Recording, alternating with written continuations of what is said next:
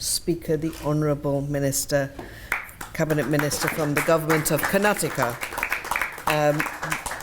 the Honourable Santosh Lad ji, a visionary leader and a driving force in public policy and sustainable development. His initiatives have greatly contributed to the betterment of society and the empowerment of the marginalised communities. The Honourable Minister. Hi, good evening everybody. Starting from Kanish, where he started, I know there's a lot to do between two governments because we start from the East India Company. The trading started from India. So coming back from a history between India and UK, you know that. So I did not analyze and talk much onto it. But anyway, I feel there has to be a level where government should really, two governments, one is state level also because we are a union of states, and especially related to IT when we are speaking, I think it's two governments coming together where the investment has to come for the future. Even the private sector has to be promoted. Today, private sector has got its own doubt because as long as the government does not come together, especially for the AI. So which, in due course of my time, once when the new government has been formed, there's a lot of people who are coming and talking about AI in India. I think state governments, as such, and as well as government of India, as such, any state, any other country which wants to come, I think if we can invest as a government to partly to promote AI would be a great cause. That's what I was asking, if there is any opportunity to meet the concerned minister to talk on these issues, because today out of $170 billion of export in IT sector, Karnataka stands to around 50%. So coming from a IT capital city of India, that's Bangalore, so I would rather request your kind good self to think on this line so that there definitely a larger business understanding between both the countries and as well as my state. So I would first of all take this opportunity to thank Vijay Goyalji. He's a dearest friend of mine, almost a decade and a half, but he's still growing young. I don't know why he's not going old. So it's been, all the way, this more than this summit meeting, it's only a pure friendship of yours. I've come here. Thank you so much for inviting. And Bhabhi, thank you so much for your we come from a largest democracy. So today, I'm there at the age of 17, I started into politics.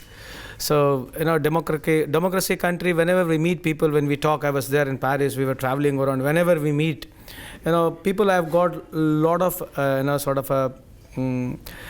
not a great opinion about democracy nowadays. Kaushik, I might be a little wrong here, but that's how it is pursuing. So I don't know, it's very weird because being last now 25 years, 30 years in a very active politics, coming from a largest democracy, the things are changing for good to bad and bad to good. I don't know how to say on this stage, but definitely yes, what is bad here, it is good there, and what is good there is bad here. So it's ever ending. So I will not drag much of the discussion on this evening today. But anyway, coming back to Karnataka, yes, Karnataka is a great opportunity because Karnataka stands in IT number 1. In whole of India, in GDP, Karnataka stands number 1. You come from milk production to silk production to solar production. We are one of the number 1 in the country, the second in the country, and we have got the Asia's biggest solar plant, and we are doing around about 8,000 megawatts of power today. Apart from IT, we have got BT, biotechnology also is tremendously doing well in Karnataka, and especially even if you come to steel. India produces around 140 million steel, where Karnataka contributes around about 22%. So in Karnataka as such has got a great potential. We have got around about 750 multinational IT companies, more than 5,500 IT companies. We have got around about 57 medical colleges, 257 engineering colleges. So why I'm giving these figures is basically you've got a skill set there. What is advantage coming into Karnataka is got a skill set. So any walk of the life you come, Karnataka has got a great opportunity. You come from steel to solar to milk to producing silk to even animal husbandry to coming to agriculture. We got a great opportunity. So this is a great platform. Anyway, Vijay called me. So I came from Paris just to see him. And anyway, I was not prepared to speak much here, but whatever I could, there an opportunity given to me. So I'm talking on this. So thank you so much. So once again, I would rather request all my friends, you should look into Karnataka as such in India.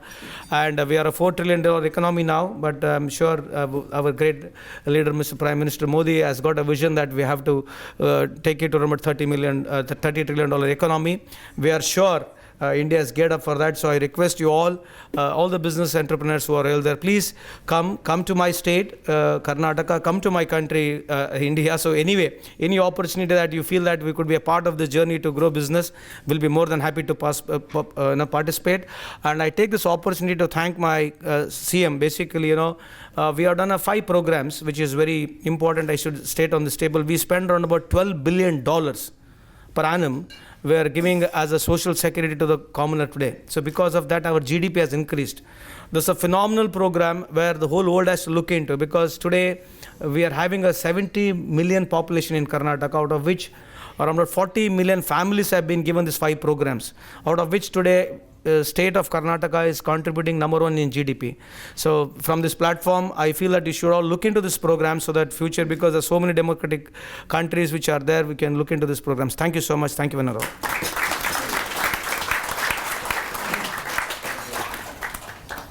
I must admit, Minister, Honourable Minister, I love your shoes. Oh, thank you.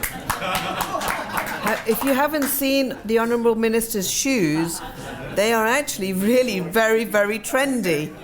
Thank you so much.